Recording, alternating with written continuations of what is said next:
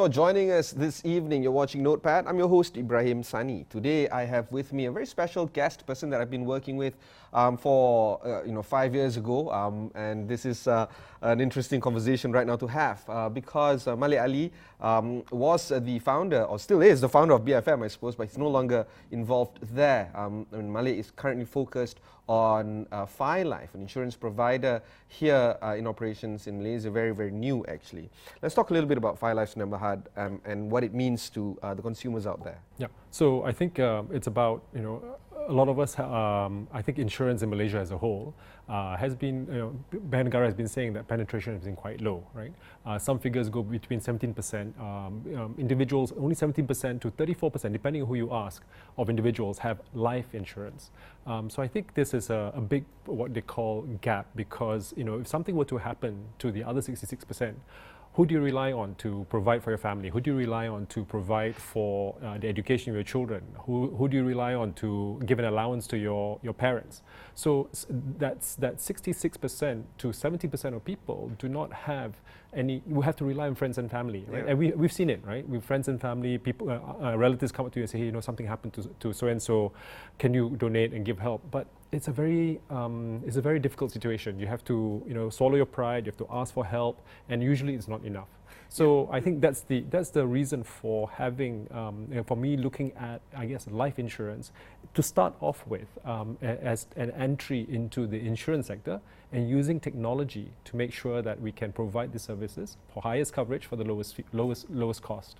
Let's go into diagnostics first. Yeah. Why do you think 2 out of every 3 Malaysians are not covered with insurance? So one is, I guess, one is the perception that insurance is, it won't happen to you, right? But we know things do happen. Second is disposable incomes. Our incomes are not high. And sometimes when insurance policies that are being sold today are quite expensive policies. The reason why they're expensive is because they combine not just what we call protection elements, but they also combine investment. So you come out and pay maybe around 1,000 ringgit a month. It doesn't have to be that expensive. Just for insurance, you can pay about 100 ringgit a month. And someone like you, Ibrahim, you're 35 years. I think you're 35 years old, if I'm not mistaken. Yes, you just outed me. But I'm so sorry about that. But it's okay. Yeah. And you no longer smoke, right? So a coverage for someone like you is only about 170 ringgit a month for 1 million ringgit in coverage. So if something happens to you, right, you have 1 million ringgit for your family, right? And that's only 170 ringgit a month. And actually, I can get it even down to about 135 ringgit a month, with some, about promotions and things like that. But what I'm trying to say is that the perception is that insurance is expensive. It is not. It can be expensive if you combine investment with it. But if you actually separate it out and just say, what, my first priority is to make sure that my family is okay. If anything happens to me, that can be quite, you can get very high coverage, 1 million ringgit, for very low cost, 135 ringgit. Right? Let's go into the other element that is, I guess, bandied out there, the distrust against insurance policies. I was asking my wife this morning, and I was asking her, what do you think about life insurance per se? She's like, the idea is good, but insurance companies are out there to scam us. If something happens to us, we're never going to get the money anyway. And even if we did, it's not going to be the full amount. It's going to be whatever, a fraction of it, or a portion of it. Yeah, I disagree, right? I think insurance companies are reputable companies. You're talking about, these are companies that have been built their reputations across so many years, and they have billions in assets. So the word is too strong a point to say they're out to scam us. They're not. They're trying to make sure that you have genuine claims.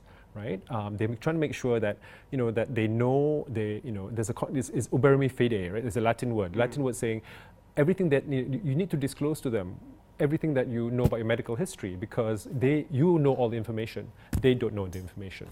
But what is a little bit, I guess, hazy a little bit, sometimes when things start to get complicated. How things get complicated when, as I said, when we go beyond insurance now. And then you have something called investment-linked plans, and then you say, here's let me give you a combined plan where you have insurance as well as investment. That's why you call it investment-linked plan. Now that's when things get a little bit opaque, And then that's where things get a little bit complicated, where they say, you know what, the premiums that you give me a month, some I'm going to devote to the insurance, some I'm going to put into a savings plan. Now that then becomes more expensive because you're doing two things at once. You're doing insurance, and the other one you're doing your savings and investment. Our approach is keep it separate, right? You keep it clear. That means, you know what, Ibrahim, this is my 135 ringgit a month I pay towards my million ringgit coverage for my family, and then for my investment, I will go and take, you know, the balance of whatever I have, 500 ringgit, 800 ringgit a month, and I'll put that away for my investment and keep it clean. That means I then, you know, exactly whatever happens to me, 1 million is there. Whatever, and then my investment, I can track it on a daily basis. If it's this simple to look at how we should spend our disposable income, why then are insurance companies continuously selling the insurance products that are linked with investment plans? I think to a certain extent, I think what we got from our feedback from consumers that we receive from consumers is that sometimes it is the discipline, right? You pay me 1,000 ringgit as an insurance company, it ensures a discipline that I will, at least you are socking away some money towards savings. It's like EPF, right? It's a discipline. If we had the EPF money, I'm sure we'll spend it, right? But because EPF takes 12%, we can't like say, okay, that's mandated out. So in certain extent, consumers like someone to enforce that discipline on them, right? To say, here's the 1,000 ringgit. The problem is that actually there is a cost to it. The cost is complexity. The cost is you don't know exactly. It's very hard to find out what returns you're getting from your insurance company, and you're limited to the returns that the insurance companies offers, right? Whereas in the investment world, you and I know there's so many things you can invest in. Property, you can invest even asset classes, but even in equities, the funds, you have your ETFs and all that. So there's a myriad of things, but you have to be a little bit knowledgeable about those things, and some people are a little bit afraid of investing themselves. So why not just give it to one provider and let them invest it? So it is. So in a sense, it is in a way there is a certainty, but our view is that why not capture that certainty first with an insurance policy? Because otherwise, what happens is, you probably get a typical, investment-linked plan. Say, you might get your coverage is not as high as you would need. So if something happens to you, you don't get enough, and your investment is not as good as it could be, perhaps, right? So it is one of those things where you are falling between two stools. Right. We'll take a short break. When we come back, we'll discuss a little bit more about Fire Life with Malek Ali.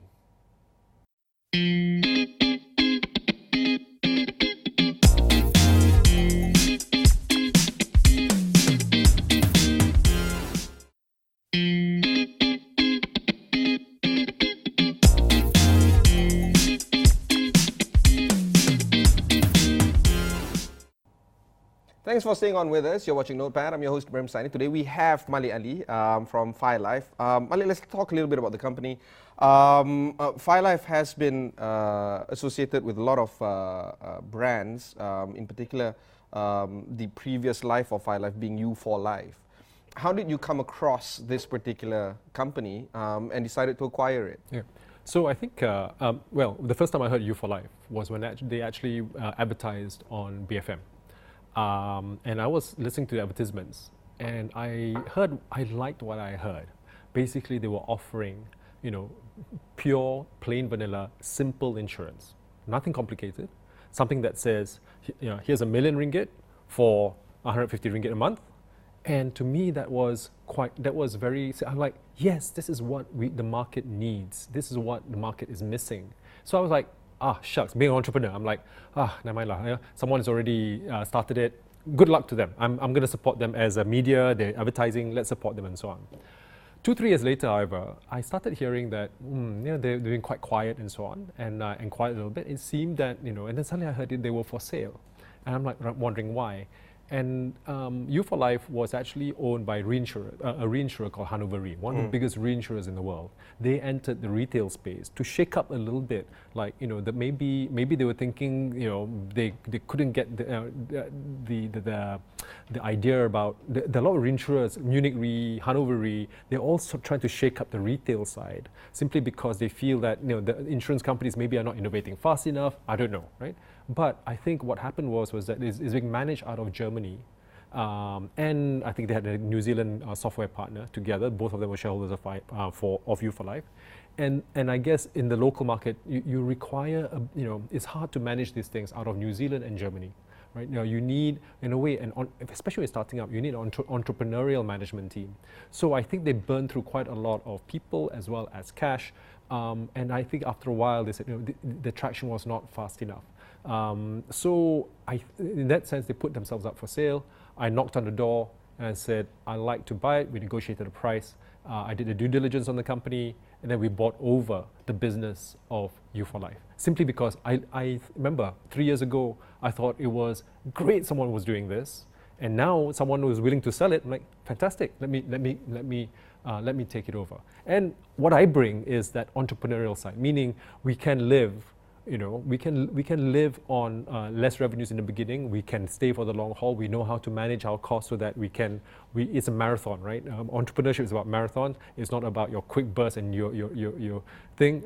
So I'm used to this sort of business, and I think I can build it from a good base. Yeah. And it's better than starting it from scratch. What I find fascinating is that you're coming in not just as an investor, but also as an entrepreneur. Yep. And why not just stay as an investor and then empower some of the new people and then run the company? So they are empowered. I mean, I retain 3 members of the previous team with me.